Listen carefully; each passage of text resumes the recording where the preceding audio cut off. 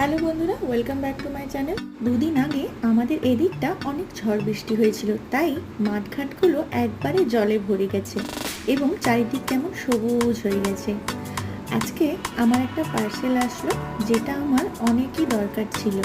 তো আমার ভিডিওগুলো বানাতে আমাকে অনেক হেল্প করবে। সেটা হলো এই স্ট্যান্ডটা।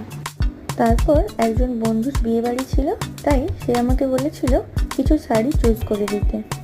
তার মনে হয়েছিল মেয়েরাই মেয়েদের ব্যাপারটা ভালোভাবে বুঝবে। অনেকগুলো শাড়ি প্রায় ঘেঁটে ফেললাম, আর সবশেষ দুটো পছন্দ হলো।